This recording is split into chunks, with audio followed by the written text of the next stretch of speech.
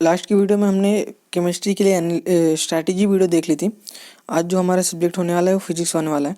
और देखो, जो हमने केमिस्ट्री में जो स्ट्रैटेजी डिस्कस करी थी ना, वो स्ट्रैटेजी फिजिक्स में नहीं चलेगी, है ना। फिजिक्स थोड़ा सा डिफरेंट है ना। तो अपन अलग स्ट्रैटेजी डिस्कस करेंगे, इसलिए दूसरी वीडियो बना रहा हूँ। और देखो, इसके लिए कुछ अलग चीज़ें हैं कुछ, क्योंकि देखो क्वेश्चन बहुत डिफरेंट तरीके के आते हैं हर सब्जेक्ट में, एज यू ऑल नो, है ना। चैप्टर्स अलग हैं, पढ़ने के तरीके अलग होते हैं, तो थोड़े बहुत चेंजेस करके लाया हूँ। और ये देखो, जो भी इसमें मैं डिस्कस करूँगा ना, ये प्योरली प्रैक्टिकल वे पे होने वाला है। मैंने खुद ये सारी चीज़ें फॉलो करी थी, इसलिए मैं आपको बता रहा हूँ, ठीक है। आप भले अभी जीरो पे हो या जहाँ पे भी हो, आपको बिल्कुल पढ़ाई नहीं हुई है, थोड़े बहुत चीज़ पे हो, ये स्ट्रैटेजी बिल्कुल आपके लिए काम करेगी। मैंने इस तरीके से बनाया कि सबको हेल्प करेगा, है ना। चाहे आपका होप हो कि आप फर्स्ट डिवीज़न आ रहे हो अभी, है ना, तो आपको स्कोर पुश करने में भी काम आएगा। और रही बात कि आप मान लो कि आपको लग रहा है कि फेल हो रहे हो, है ना, आपको बिल्कुल प्रिपरेशन नहीं है, तो उसमें भी पास कैसे होना है उसका भी मैं जुगाड़ बता दूंगा, है ना। तो चलो अपन ना नेक्स्ट पीपीटी पे बढ़ते हैं। अब देखो, यहाँ पे एज यूल नो ये सारे आपके सब्जेक्ट हैं, है ना। अगर अभी आपने थोड़ा बहुत भी पढ़ा हो तो आपको पता होगा, अपने 14 चैप्टर हैं सारे, है ना। बस एक चीज़ इसमें से ध्यान रखना ना, कि हर टॉपिक में से ना इस बार कुछ हर चैप्टर में से कुछ कुछ टॉपिक रिमूव हुए हैं।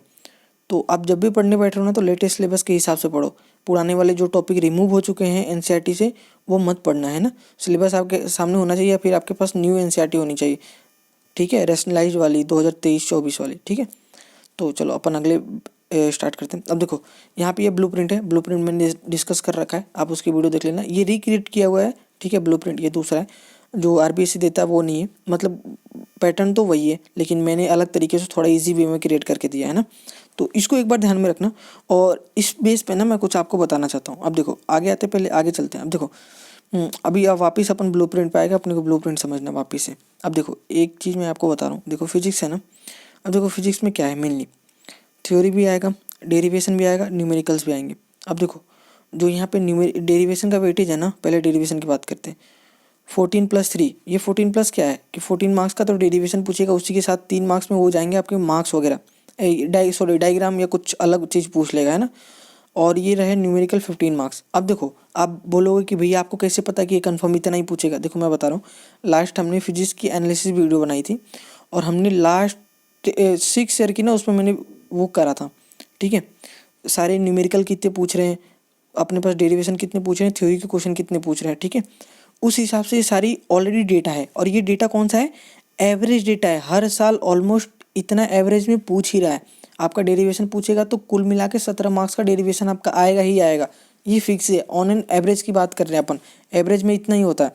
और न्यूमेरिकल की भी बात करें तो वो भी 15 का ही है। मैं कुछ भी हवाबाजी में नहीं कह रहा हूँ, ये सारे ऑन प्रूफ मेरे वीडियो में पड़े हुए हैं, आप देख लेना। आपको खुद एनालिसिस करनी हो तो खुद कर लेना, आपको डेटा यही दिखेगा, है ना। बहुत सावधानी से मैंने वो एनालिसिस करी थी, क्योंकि मेरे को पता है अगले मेरे हर वीडियो में काम आने वाली है।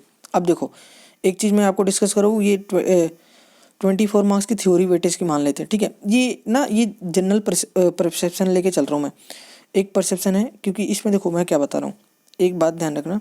इस बार ना 56 मार्क्स का पेपर होगा, ऑल नो। उसके बाद मैं बात करूँ ना, आपका जो सेक्शन सी है उसमें भी अथवा वाले क्वेश्चन आएंगे, ठीक है। एक सेकंड, जो सेक्शन सी होने वाला है उसमें भी अथवा के क्वेश्चन आएंगे। तो इसमें भी ना इस बार टोटल मार्क्स ना, आपका कहते हैं बस 56 मार्क्स का पेपर होता है, लेकिन 56 मार्क्स का नहीं होगा। अब देखो, इसमें एक्स्ट्रा मिला लो, इसमें सेक्शन सी में ना 3 क्वेश्चन होंगे, 9 कर लो। प्लस में सेक्शन डी में 4 क्वेश्चन हो गए, मैं अभी बताऊँ, सॉरी 2 क्वेश्चन होंगे 4-4 मार्क्स के, तो 8 यहाँ पे कर लो। ये कितने हो गए, टोटल 73 मार्क्स के आपके पास पेपर आएंगे, जिसमें से अटेम्प्ट कितना करना होगा, 56 मार्क्स का, ठीक है। अब ये आप समझ गए होगे ऑलमोस्ट, क्योंकि अथवा में भी क्वेश्चन आते हैं जरूर। तो वो हमने डेटा मिला के, परसेप्शन मिला के, ऑन एन एवरेज कैलकुलेट किया। ज़्यादा चीज़ों में नहीं जाना है ना, उलझना नहीं, आपको दिमाग को नहीं उलझाना, क्योंकि मैं भी उलझ गया था। आपको बस ये डेटा ध्यान रखना, ठीक है। अब देखो, एक चीज़ मैं क्या बता रहा हूँ, अब यहाँ पे ना ध्यान रखना। देखो, अब एक ट्रिक याद रखना, अगर आपको न्यूमेरिकल्स में दिक्कत हो रही है, अगर आपने अभी तक न्यूमेरिकल्स नहीं पढ़े हैं, पीवाईक्यू पढ़ लो। पीवाईक्यू के जितने न्यूमेरिकल है ना, मैं 100% लिख के दे रहा हूँ, पीवाईक्यू के बेस पे ही न्यूमेरिकल आएगा, नया न्यूमेरिकल नहीं बनाता है। पीवाईक्यू कर लोगे हर साल, देखो हर सब्जेक्ट की बात कर रहा हूँ मैं, ये कुछ भी हवाबाजी, मैं अभी पेपर एनालिसिस ही कर रहा हूँ, ठीक है। मैं पहले क्या समझता था ना, कि जो अपने आरबीएससी पीवाईक्यू पढ़ के आप कितने नंबर ला सकते हो, मैं ये सोचता था। तो पहले जनरली मैं बच्चों को बोलता था 20 से 25 मार्क्स बोलता था उतने, लेकिन मैं अभी डेटा एनालाइज किया हूँ, ठीक है, और ये डेटा बहुत ज़्यादा है, ठीक है। एक्चुअल डेटा अभी बिलीव नहीं कर पाओगे। 56 मार्क्स का अगर पेपर है ना, तो एक बात ध्यान रखना, 35 से 40 मार्क्स ना यहीं से उठ जा रहे हैं PYQ से। केवल 35 से 40 मार्क्स, ये बहुत बड़े मार्क्स होते हैं। और इसमें से ना न्यूमेरिकल अगर आप पढ़ के जा रहे हो तो आपका 15 मार्क्स कहीं नहीं गए हुए हैं। न्यूमेरिकल में से 15 मार्क्स कंफर्म है। बस आप PYQ को फॉर्मूला पढ़ लो, जितने प्रीवियस ईयर क्वेश्चन में, या सारे फॉर्मूले याद कर लो, फॉर्मूले ज़्यादा है नहीं। और जितने न्यूमेरिकल्स है ना PYQ में वो लगा लो, सब फॉर्मूले पे बेस्ड न्यूमेरिकल आए हुए हैं एक ना एक बार। और ये यहाँ से 15 मार्क्स आपके कहीं नहीं गए हुए हैं। अब ये यहाँ से 15 मार्क्स आप फिक्स कर सकते हो, ठीक है। रही बात थ्योरी की, तो थ्योरी के लिए आप, मैं बोलूँगा PYQ उतना मत फॉलो करो, क्योंकि हाँ थ्योरी नए बनते हैं हर साल, मैं झूठ क्यों बोलूँ। लेकिन हाँ, इसमें से भी ना अगर ये पढ़ के जाओगे ना तो 12 मार्क्स तो यहाँ से आ ही जाएंगे, यहाँ से भी PYQ से ही। और ये भी डेरिवेशन है ना, थोड़ा बहुत पढ़ के जाओगे, जितने पूछ रखे तो इसमें से भी बस 4 मार्क्स का अलग पूछ लेगा नया कुछ उठा के, नहीं तो ऑलमोस्ट सारे PYQ से आपको मैच कर जाएंगे। मोस्टली बहुत सारे फिजिक्स और केमिस्ट्री में ना बहुत ज़्यादा PYQ मैच करते हैं, बहुत ज़्यादा। अब देखो एक बात मैं बताता हूँ, ये जो एक चीज़ ध्यान रखना, जो ये ना वापस मैं ब्लूप्रिंट पे चलूँगा, एक ये ना याद रखना, इजी एंड इम्पोर्टेंट। ये ना अगर आप फेल हो रहे हो तो एक बात ध्यान रखना, ये चैप्टर कर लो। देखो मैं ये ऊपर सेमीकंडक्टर के इसी सीक्वेंस में फॉलो करना। देखो मैं क्या कर रहा हूँ, जो देखो एक बात ध्यान रखना, और ये जो मैं बात बोल रहा हूँ ना ध्यान से सुन लेना, क्योंकि ये समझ में नहीं आएगा और जब तक ध्यान से नहीं सुनो। सुनो मैं क्या कह रहा हूँ, पहले जो मैंने बता रखा है एनालिसिस में कि जो MCQ होता है ना सबसे टफ होता है, ठीक है। उसके बाद फिल इन द ब्लैंक्स होते हैं, ठीक है। और देखो ये जिस डेटा पे मैंने बताया था ना, इस बार ये MCQ की वेटेज ना और ज़्यादा हाई होने वाली। क्यों? क्योंकि मैंने फिजिक्स की ना, मैंने MCQ देखे और फिल इन द ब्लैंक्स देखे। MCQ में भाई ओनली न्यूमेरिकल पूछ रखे हैं और statement based formula based question पूछ रखे हैं, डेटा वोटा बेस, कि ये इसकी बताओ वैल्यू कितनी होती है। डेटा वाले जो कंसेप्चुअल जो रटने वाली चीज़ें होती हैं वो ज़्यादा चीज़ें हैं, फॉर्मूला बेस्ड ज़्यादा हैं, न्यूमेरिकल ज़्यादा पूछ रखे हैं।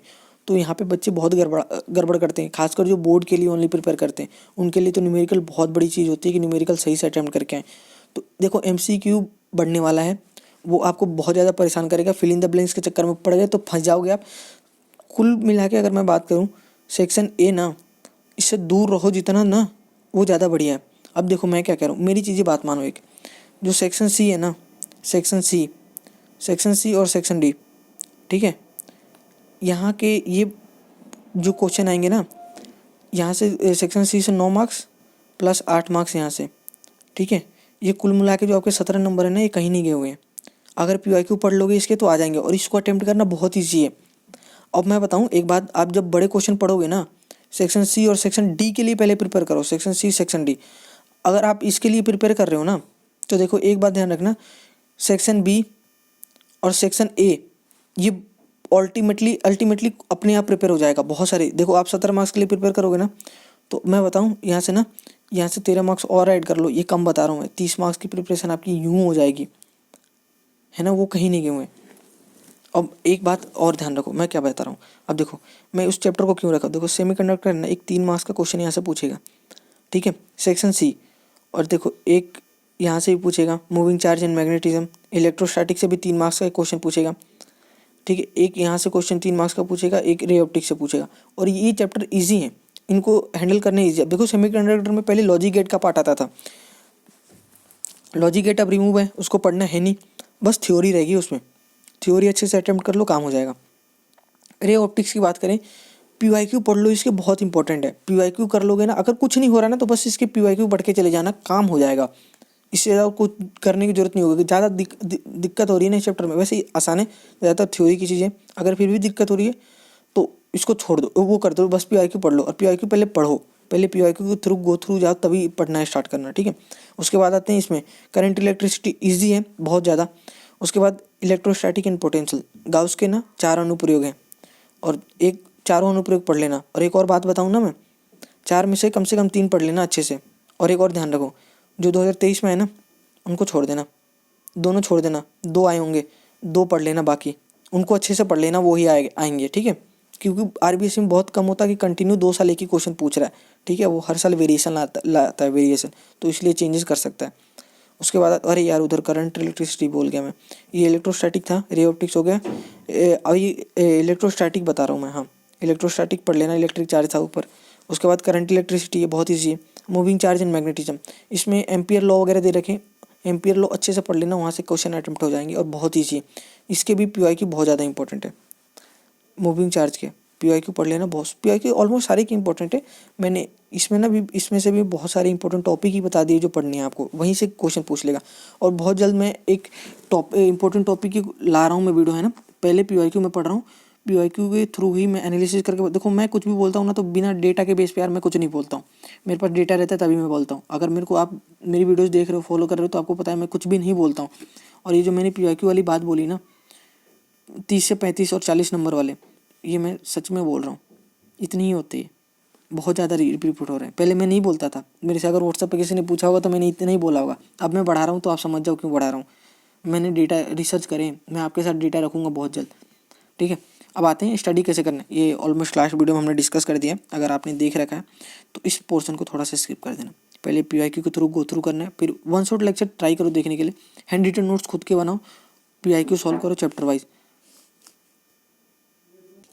उसके बाद क्या करना है, चैप्टर वाइज PYQ सॉल्व कर लेना, काम हो जाएगा। नेक्स्ट में बात करें मटेरियल क्या फॉलो करना है, तो मटेरियल देखो क्या क्या फॉलो करना है। PYQ एंड नोट्स पढ़ो खुद के, वो बहुत ज़्यादा इंपॉर्टेंट है। इससे ज़्यादा और कुछ जरूरत नहीं पड़ेगी आपको पढ़ने के लिए। उसके बाद नेक्स्ट आते हैं।